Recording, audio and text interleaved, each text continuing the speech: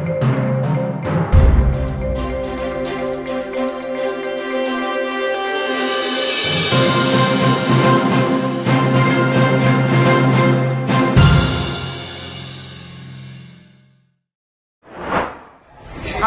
welcome to today's tax update, brought to you from the Shibuya crossing in the heart of Tokyo, the capital city of Japan.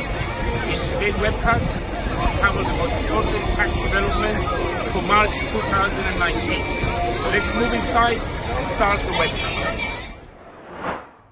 We will start today's webcast by looking at the most important local tax developments for the month of March.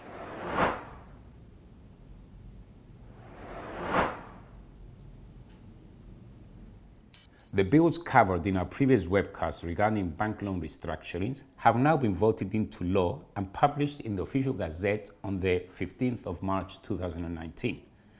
As a reminder, the scope of tax-free loan restructurings is now extended to include transfers by persons related to the borrower, as long as such transfer is to the benefit of the borrower. In other words, the funds are used as part of the loan restructuring. In addition, a new amendment to the income tax and capital gains tax laws provides that in the case where part of the sale proceeds are returned to the borrower, the respective taxes are relieved on a pro rata basis by reference to the amount used for the loan restructuring compared to the amount received by the borrower. This is an improvement to the previous provision, which restricted the amount of the relief by the amount returned to the borrower. On the same day, 15th of March, another amendment to the income tax law was published in the official gazette. The amendment effectively allows the conversion of a deferred tax asset that arises from tax losses transferred to a bank from acquiring the operations of another bank under resolution in accordance with the Resolution of Credit and Other Institutions Law into a deferred tax credit. The legislative amendment results in an improved treatment of the deferred tax asset for capital requirement purposes and follows similar provisions already in place in other EU member states such as Italy, Greece, Portugal, and Spain.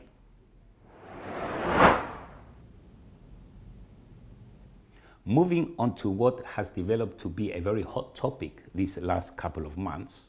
Yes, we are talking about the application of the law in respect of the contributions to the new General Health Care System, YESI. During this month, the Health Insurance Organization issued a number of clarifications, the most important ones being the following. With respect to dividend income, actual or deemed, there is no distinction between domiciled and non-domiciled individuals.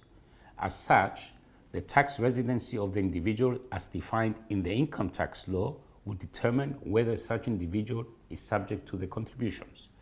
The fact that an individual may be non-domiciled will be irrelevant for these contributions. Deemed dividends are subject to YESI contributions, which will be deducted from future contributions in respect of actual dividends paid from the profits that have already been subject to the deemed distribution. And finally, citizens of the European Union who are insured in another member state and hold an A1 certificate which exempts them from contributions to the Cyprus Social Insurance Fund are not subject to YESI contributions on such emoluments.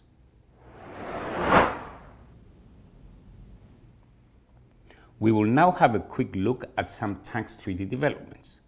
The tax treaty signed between Cyprus and Saudi Arabia has now entered into force, and in accordance with the entry into force provisions of the treaty, it will come into effect as from 1 January 2020. The details of the treaty have already been covered in a previous webcast.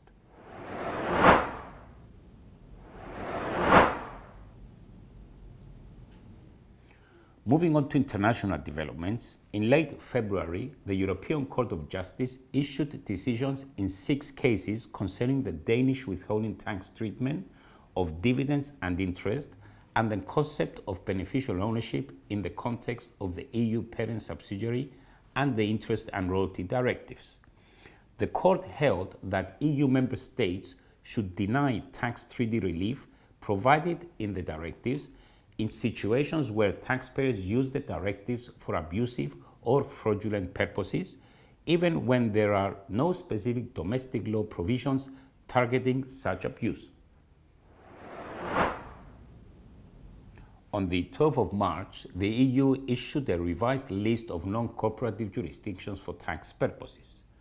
The revised list includes the 5 jurisdictions already on the list, namely American Samoa, Guam, Samoa, Trinidad and Tobago, and the United States Virgin Islands, and the following new added jurisdictions: Aruba, Barbados, Belize, Bermuda, Dominica, Fiji, Marshall Islands, Oman, UAE, and Vanuatu.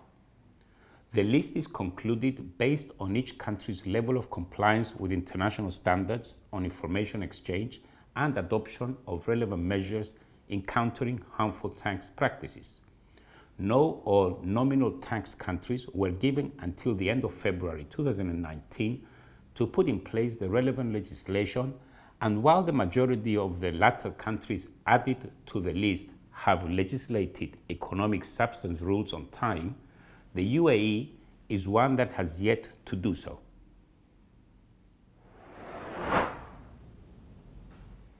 We will close off today's tax update with a brief reminder of the deadlines coming up. The 31st of March is the deadline for the electronic submission of the income tax return for companies and individuals preparing audited financial statements for the tax year 2017. However, in accordance with a notification published in the Official Gazette dated 26th of March, this deadline has been extended to the 30th of April. The 30th of April is also the deadline for the payment of the first installment of the premium tax for insurance companies in the life business sector for the first quarter of 2019. This concludes our tax update for this month. Thank you for watching.